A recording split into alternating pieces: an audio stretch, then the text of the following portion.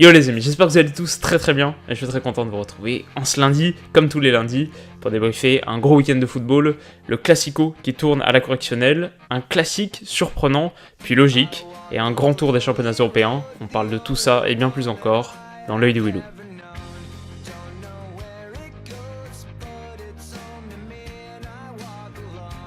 Cœur du football global, le Classico d'hier mettait aux prises un Real Madrid convalescent et un Barça orphelin de Lionel Messi, mais les Catalans ont rapidement dissipé les doutes par l'intermédiaire de Coutinho, déjà décisif au bout de 10 minutes de jeu, avant qu'une nouvelle erreur de Varane n'offre l'opportunité aux Catalans de prendre le large. En fin de rencontre, le succès a même tourné à l'humiliation, bilan des courses 5-1, le coup du chapeau pour Suarez et un Barça tout sourire, les Madrilènes continuent à broyer du noir. Alors déjà, avant de se lancer dans l'analyse du match et du jeu, je voulais dire une première chose sur l'affrontement Barça-Real en tant qu'événement, en tant qu'affiche et la place qu'elle occupe dans le football moderne.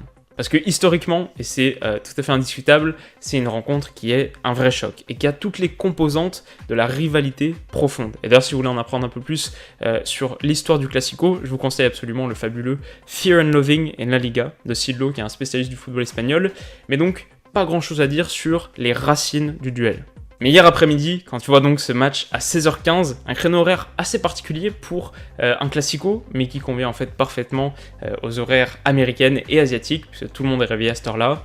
Quand tu vois le tifo d'avant-rencontre sur un fond de couleur catalane, mais écrit tout de même en anglais « We call football », « color » avec un O à l'américaine, tu comprends qu'on a affaire au match, le match porte-étendard du football moderne, le match global, la vitrine pour aller à la conquête de nouveaux marchés. Et je dis pas ça nécessairement de manière négative, le foot business on connaît, ça date pas d'hier, et ça apporte aussi son lot de choses assez exceptionnelles, donc je suis pas catégoriquement contre tout ça, mais c'est quand même une évolution qui est intéressante à constater. On peut se demander d'ailleurs si dans 5 ou 10 ans, c'est aussi à ça que ressemblera Dortmund-Schalke, le derby de Milan, le Old Firm, Boca River. On peut se demander si le Classico se jouera toujours en Espagne ou si, à l'inverse, on assistera à un mouvement de repli. Peut-être que le football cherchera à conserver davantage son identité historique, peut-être justement parce qu'elle aura été un peu trop menacée, on verra bien.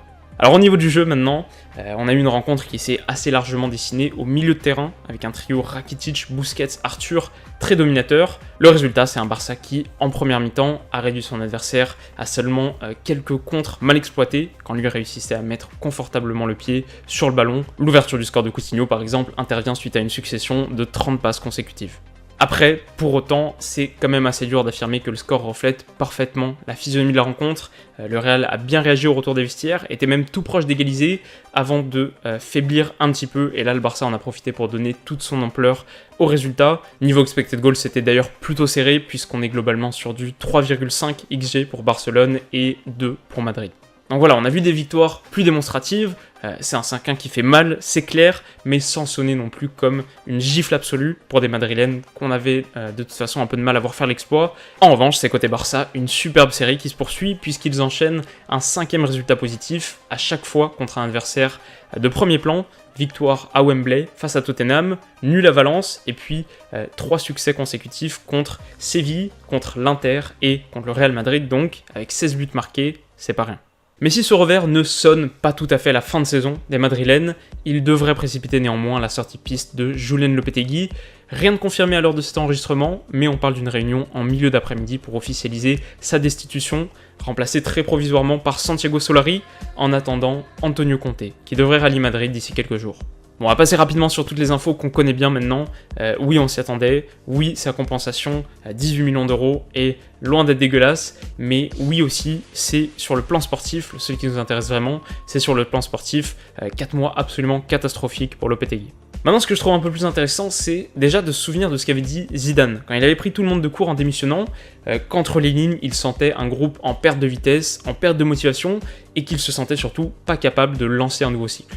Donc au-delà de la qualité intrinsèque de Lopetegui, et je dis pas ça pour le dédouaner parce que, entre nous, je suis pas convaincu par sa qualité, mais même en allant au-delà, on peut se demander si la mission, entre guillemets, était pas d'emblée presque impossible. On peut se demander aussi si Lopetegui a adopté la bonne approche, avec, comme on le sait, une gestion d'hommes qui est basée supposément sur un management assez souple. On peut interroger la justesse de cette attitude quand tu dois redynamiser un groupe qui vient de remporter 3 C1 consécutifs. Et alors justement, dans cette optique, la très probable arrivée d'Antonio Conte pourrait apporter quelques éléments de réponse. Parce qu'à la Juve, comme à Chelsea, Conte était connu pour sa grande exigence, son fort caractère, en gros un coach qui n'hésite pas à hausser le ton, si c'est ce qu'il faut pour transmettre son message, mais mon intuition c'est que je suis pas super optimiste. Parce que quand tu vois la réaction de Ramos quand on lui a posé la question sur Conte hier et qu'il répond qu'ils ont gagné des titres, que le respect ne s'impose pas, qu'ils se gagnent, on peut légitimement se demander si les joueurs eux-mêmes sont prêts à se remettre en question, peu importe le coach. Et à ce niveau, le gros problème de cette saison au Real Madrid, pour moi, c'est sûrement un recrutement assez hésitant, qui n'a pas installé assez de concurrence au poste clé, pas assez de menaces potentielles pour les cadres historiques du Real Madrid, et une motivation qui a forcément un peu de mal à décoller. C'est une situation qui est très intéressante et très complexe, même s'il y a des motifs d'espoir. Quand on voit l'intervention de certains joueurs comme Casemiro ou Isco dans leur prise de parole avec la presse, qui assument pleinement leurs responsabilités, qui s'attribuent entièrement la faute par exemple, c'est une situation complexe qui passera pour moi par un changement dans l'attitude, dans l'état d'esprit des joueurs. Pas sûr qu'un simple changement de coach isolé soit un facteur suffisant pour passer à autre chose. On tourne la page du Classico pour parler maintenant de notre classique. Longtemps tenu en échec au Vélodrome, le Paris Saint-Germain s'en est remis à son homme providentiel Kylian Mbappé, buteur quelques minutes après son entrée en jeu, avant que Draxler ne double la mise dans les ultimes instants. Bilan des courses, l'OM quitte le podium et enchaîne une 18e rencontre sans victoire face à son ennemi juré. Le PSG signe un 11e succès consécutif et tutoie toujours un peu plus les records. Alors très rapidement, parce qu'on a encore pas mal de choses à aborder, mais on a eu une prestation relativement décevante de part et d'autre. Rudy Garcia avait tenté un petit pari en alignant un 11 109, mais un pari qui s'est avéré finalement assez prudent et peu entreprenant, puisqu'à domicile, les Marseillais ont eu beaucoup de mal à emballer ce match. La fameuse question du grand attaquant va sans doute continuer à se poser pour un club qui a un effectif plus que correct, mais qui manque encore de tranchant, notamment dans les phases de transition. En face, Tourelle avait fait un choix fort, un choix disciplinaire, en reléguant Mbappé sur le banc pour son retard à la causerie. Et alors personnellement, je trouve que c'est une décision qui est assez difficile à critiquer, tant les Parisiens ont besoin de corriger l'attitude pour performer en Europe. Je trouve que c'est une décision qui est en tout cas cohérente, qui montre que les problèmes sont compris, même si c'est une décision qui a incontestablement rendu la tâche beaucoup plus difficile. Pour conclure, on parlait tout à l'heure du match phare du football global, le porte-étendard de la Liga, Barça-Real. Hier soir, notre affiche à nous, le porte-étendard de la Ligue 1, était malheureusement bien pâle, un peu comme le triste point final d'une semaine pas très reluisante pour le foot français, mais on verra de meilleurs jours. En Première Ligue, Manchester United retrouve progressivement des couleurs et a disposé d'Everton grâce à une connexion Frenchie Pogba-Martial qui montre de plus en plus de promesses. Arsenal a connu un coup d'arrêt sur la pelouse de Crystal Palace 2-2, Liverpool n'a laissé aucune chance à Cardiff 4-1, comme Chelsea face à Burnley 4-0, à noter après son triplé en Europa League, un nouveau but du jeune Ruben Loftus-Cheek et une superbe prestation de Ross Barkley. Les Anglais ont la cote et densifient la concurrence d'un milieu de terrain stellaire. Tottenham et Manchester City s'affrontent ce soir à Wembley dans un duel au sommet. Côté Serie A, le Napoli a sauvé le point du nul à la dernière minute grâce à Dries Mertens et contre des Romains frustrés. Le Milan est venu à bout d'une Sampdoria Coriace, 3-2 à San Siro, alors que la Juve a renversé une situation mal embarquée à Empoli grâce à un doublé de Cristiano Ronaldo qui inscrit au passage son 7ème but en Serie A. Et quel but! L'Inter Milan se déplace ce soir pour affronter la Lazio, rendez-vous à 20h30. En Allemagne, le Borussia Dortmund a brillé d'abord, grâce notamment à un doublé de la sensation de Sancho, mais concède in fine le partage des points dans les derniers instants de la partie.